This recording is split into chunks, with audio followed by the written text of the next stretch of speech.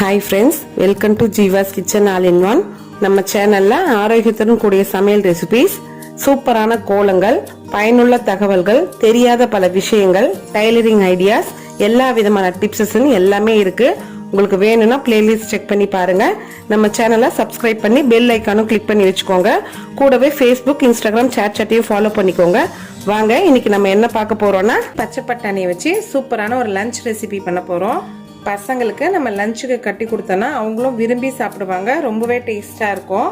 அதுக்கு நான் பச்சை பட்டாணி ஃப்ரெஷ்ஷான பச்சை பட்டாணி எடுத்திருக்கேன். முளை கட்டி செஞ்சாலும் செய்யலாம், இல்லை அப்படியே கூட சேர்த்துக்கலாம். பெரிய வெங்காயம் ஒன்று நீல வாக்கில் கட் பண்ணி வச்சுருக்கேன். தக்காளி மீடியமாக எடுத்துக்கோங்க. ஒன்று புளிப்புக்காகவும் கலருக்காகவும் எடுத்து வச்சுருக்கேன். பச்சை மிளகாய் 2 கீரி வச்சுருக்கேன். கொஞ்சமாக கருவேப்பிலை, கொத்தமல்லி, கொஞ்சம் புதினா இலை இருந்தால் சேர்த்துக்கோங்க, ஃப்ளேவர் நல்லாயிருக்கும். இஞ்சி பூண்டு பேஸ்ட்டு ஒரு 1/2 ஸ்பூன் எடுத்து வச்சுருக்கேன். கொஞ்சோண்டு சோம்பு, கொஞ்சம் பட்டை, 2 லவங்கம், ஒரு 7 முந்திரி எடுத்து வச்சுருக்கேன். வாங்க இப்போ டேஸ்ட்டாக எப்படி செய்யுதுன்னு பார்க்கலாம். அடுப்பத்தை வச்சு ஒரு பேன் வச்சுக்கலாம். ஒரு 2 ஸ்பூன் ஆயில் சேர்த்துக்கலாம்.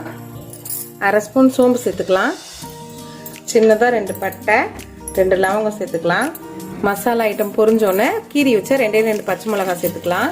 எண்ணெயிலே பச்சை மிளகாய் வதங்குறப்ப நம்மளுக்கு காரமும் நல்லா உரைச்சி வரும், ஃப்ளேவரும் நல்லாயிருக்கும். நான் ஒரு 7 முந்திரி எடுத்து வச்சுருக்கேன், அதை சேர்த்துக்கிறேன். உங்களுக்கு விருப்பம் இருந்தால் சேர்த்துக்கோங்க, இல்லை வேண்டாம்னா விட்டுடலாம். நல்லா எண்ணெயில் கொஞ்சம் கலர் மாறி வரட்டும். நல்லா வதங்கிடுச்சு. நம்ம கட் பண்ணி வச்ச ஒரு வெங்காயம் சேர்த்துக்கலாம். கூட 4 கருவேப்பிலை சேர்த்துக்கலாம். நல்லா கலந்து விட்டுருங்க. வெங்காயம் நல்லா எண்ணெயிலே வதங்கி வரட்டும். வெங்காயம் பாதி வதங்கினோன்னா நம்ம இஞ்சி பூண்டு பேஸ்ட்டு சேர்த்துக்கலாம். நல்லா கலந்து விட்டுருங்க. எண்ணெயிலே நல்லா வதங்கி வரட்டும். அந்த பச்சை வாசனைலாம் போய் வரப்போ தான் நம்மளுக்கு டேஸ்ட் ரொம்ப நல்லா இருக்கும்.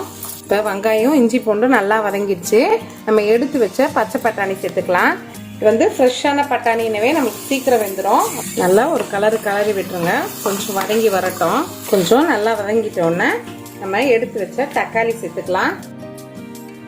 கூட கொஞ்சமாக புதினா இலை, கொஞ்சமாக கொத்தமல்லி, நல்லா எல்லாம் கலந்து விட்டுருங்க. எண்ணெயில் கொஞ்சம் வதங்கி வரட்டும். எல்லா ஃப்ளேவரும் நம்மளுக்கு நல்லா கலந்து வாசனையாக நல்லா இருக்கும். ஒரு ஸ்பூன் நான் சால்ட்டு சேர்த்துக்கிறேன். நல்லா நமக்கு சீக்கிரம் வதங்கி வரும். பட்டாணியிலும் நல்லா உப்பு பிடிச்சி வரும். நல்லா கலந்து விட்டுக்கலாம். நான் கொஞ்சம் க்ரீனாகவே இருந்தால் நல்லா இருக்கும்ன்றதுனால மஞ்சள் பொடி சேர்க்கல. நமக்கு இந்த தக்காளியோட புளிப்பு கலர்ஃபுல்லாகவும் இருக்கும், டேஸ்ட்டும் நல்லாயிருக்கும். நல்லா எல்லாம் கொஞ்சம் வதங்கி வரட்டும். சின்ன ஸ்பூனில் ஒரு 1/2 ஸ்பூன் சீரகத்தூள் சேர்த்துக்கலாம். 2 பச்சை மிளகாய் கீரி போட்டிருக்கோம். ஒரே ஒரு ஸ்பூன் மிளகுத்தூள் சேர்த்துக்கிறேன். நல்லா கலந்து விட்டுக்கலாம்.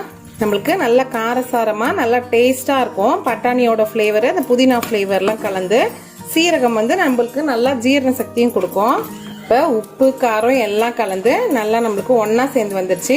பட்டாணி கொஞ்சம் வதங்கி வெந்து வர்றதுக்காக ஒரு மூடி ஒரு 2 நிமிஷம் அப்படியே விட்டுடலாம்.